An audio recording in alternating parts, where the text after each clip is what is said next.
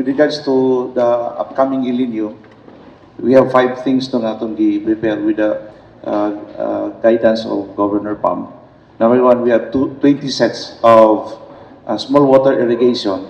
We will provide water pump and packages siya na ay 4,000 liter capacity plus 100 meters na hose kay ang atong mga kabukiran ron, atong mga kasapaan, dili pa gyud entirely nga ni dried up siya.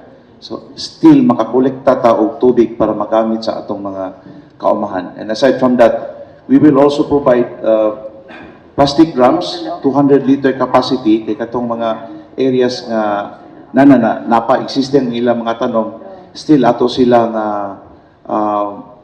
ma-harvest sa saktong panahon with provision of kaning mga kapunduhan o tubig dito sa ilang tagsa-tagsa kaumahan.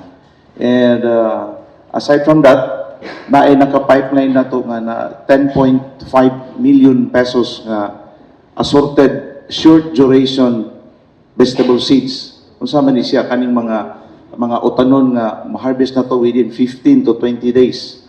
Lettuce, kangkong, pichay, okra, pepper, mo ni mga dali-dali ra kayo nga basic kayo nga gikinahanglan sa atong tagsa-tagsa ka mga households. And we will go through sa atong bago nga programa nga gitawag og FAID, Food Always in the Home. This will be distributed sa mga puroks and sa atong mga households. And aside from that, sa atong mga mananagat, ongoing ang construction karon sa kaning mga payaw or fish aggregating devices. You know, basta tingin ang isda sa katong kadagatan usually katag na sila. So ang mga mananagat, atong mga small time fishermen, mabalaw na sila pangit school of fish or duot sa isda. Whereas kung nagbutang ka og payaw, makasave pa sila sa fuel.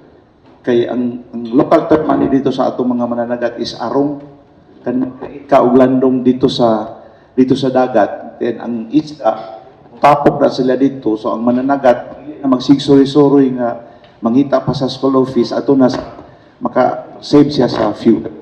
So usa na sa atong ongoing na construction karon sa atong eating devices.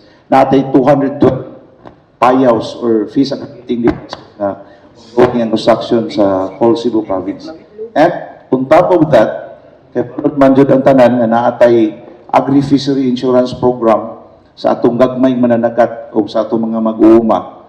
Covered na sila for as long as insured sila. The Cebu Provincial Government will pay the entire yung cost sa insurance and then indemnity at mahatag sa itong gagmayng mag-uuma o mananagat.